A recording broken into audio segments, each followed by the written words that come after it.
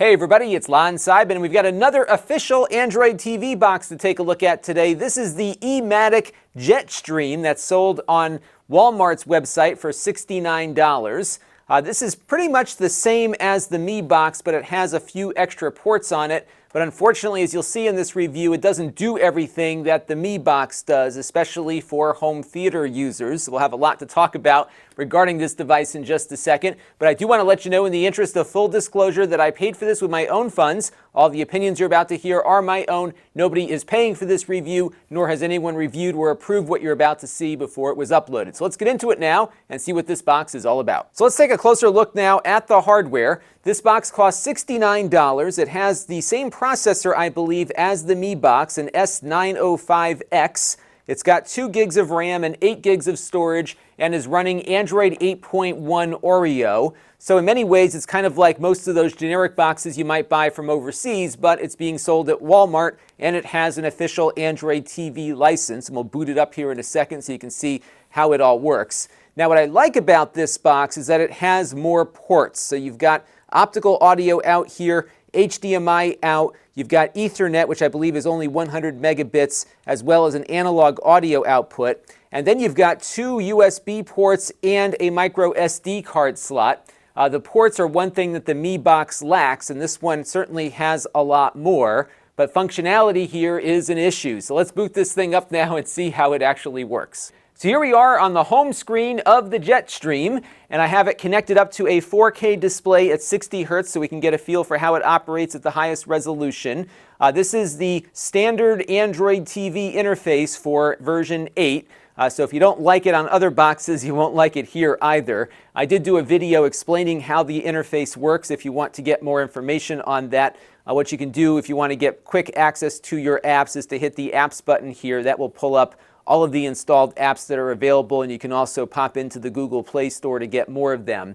This box does not support Amazon Video and a few other services, so it's kind of hindered the same way the MiBox is by a lack of apps for specific things. So you may want to check your service providers that you're paying subscriptions for to make sure that the apps you want are going to be on this box. If compatibility is what you're looking for, I found the Rokus have the best compatibility for streaming apps, although the Android boxes are a little more fun for apps and games and whatnot. Let's pop open Netflix here real quick just to see how fast everything loads up.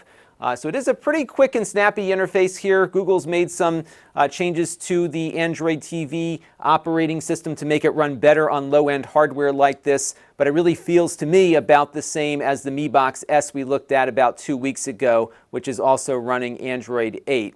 Unlike the MiBox, though, I was not able to get Netflix to work with HDR. It does work in 4K, but on my LG set upstairs, which of course supports HDR in 2 different formats, it was not switching the television into HDR, even with Netflix shows that support that. In fact, I couldn't get it to work in HDR on anything at the moment.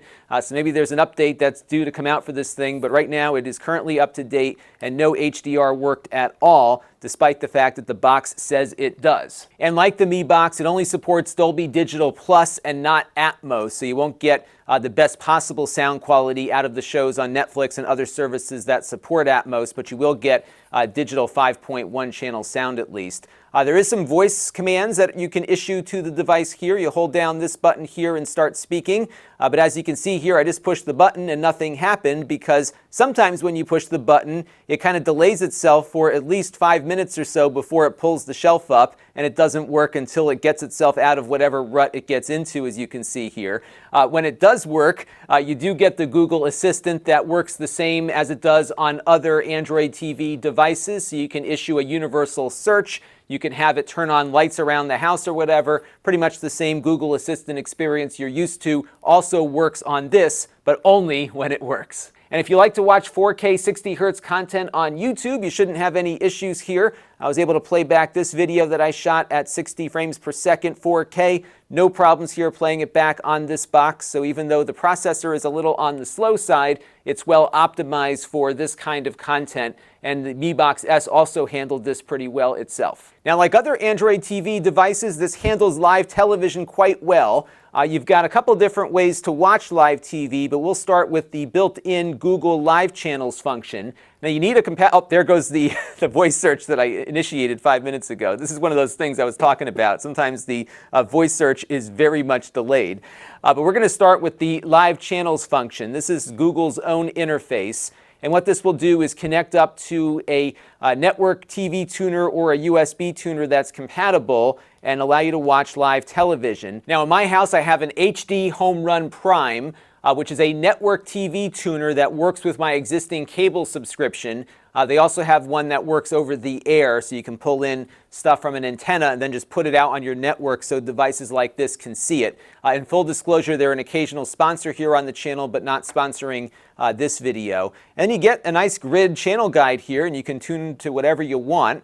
You also have a rudimentary DVR that's built into it as well if you want to experiment with that. I did a full video on how the DVR in live channels works. I'll put that down in the video description as well so you can get some more information on that.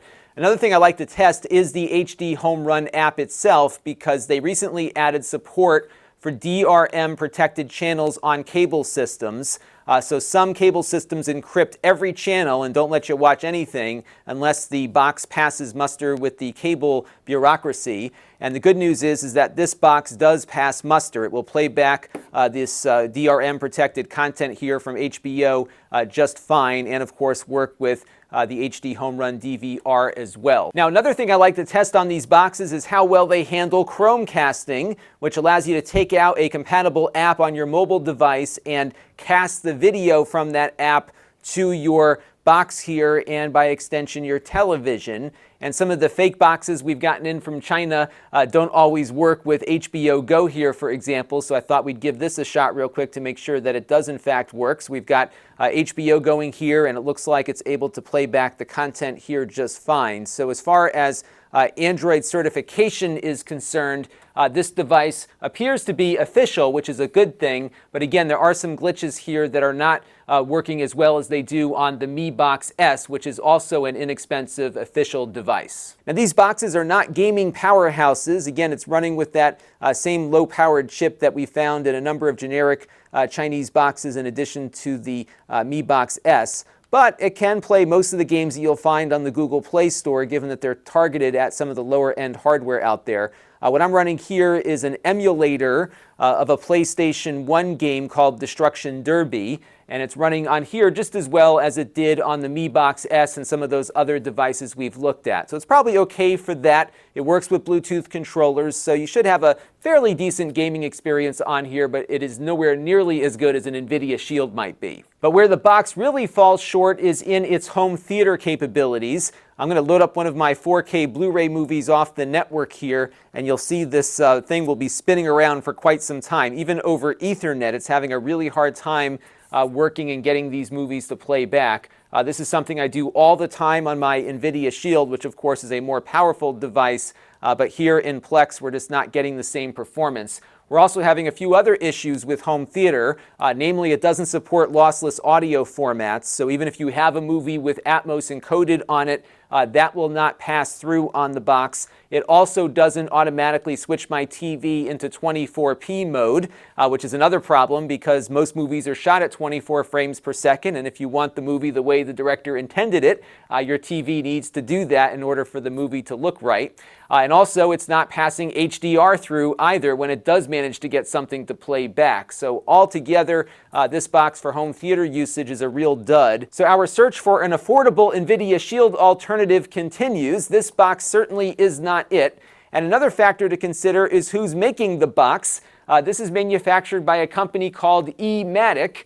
They fill up Walmart's shelves with a bunch of cheap tablets and PCs, which have very short product life cycles, and they're rarely updated, especially on the Android side. So I would not expect any future Android updates getting pushed down to this box, because once they run out of stock at Walmart, they'll probably move on to the next thing. And there's a hint of that in the warranty guide here, because you only get a 90-day part and labor warranty on it. After 90 days, they're going to charge you labor to get the device repaired, whatever that's going to be. And I think it'll probably end up costing you more to get it repaired after 90 days than it would to just buy something else. So keep that in mind as well. I've had a bad customer service experience with Ematic in the past. They weren't very good at resolving an issue that I had, and they also don't even have this device on their website yet with any support information at all. And another thing that got me a little nervous was the other side of the warranty card, enticing new customers to write a review in exchange for free product. They'll send you this charger here if you write a review, take a picture of it, and email it to them. That's got me a little bit nervous, especially because they reserve the right, they say, to determine what constitutes a review. So I wonder if this might be a way of getting people to write something positive about a product that many people may have a negative experience with. I don't like when companies do this, and this is a red flag for me, especially when this is waiting for you inside the box. So altogether, I'm going to say skip this box. The MiBox S is the better of the two. It's also less expensive than the $69 price tag on this one. Neither box is very good, but again, the MiBox is the lesser of two evils here, namely because it does support HDR at least, and this one, although it claims to, doesn't. And that's a big issue. And of course, I'm concerned about the company behind this box. And I'll tell you what, this review enticement thing has me very nervous about the kind of company they are. And my past experience has not been very good with them. So again, if you really need a cheap Android TV box, go with the MiBox S. It is a little better than this one. And unfortunately, this one was a real disappointment. Until next time, this is Lon.TV. Thanks for watching. This channel is brought to you by the Lon.TV supporters, including gold level supporters Chris Allegretta, the Four Guys with Quarters podcast, Tom Albrecht, Gerard Newberg, and Kalyan Kumar.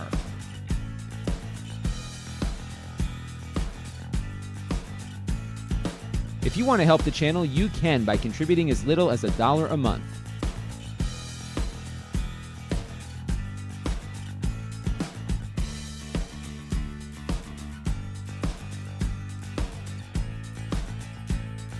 Head over to lon.tv/support to learn more.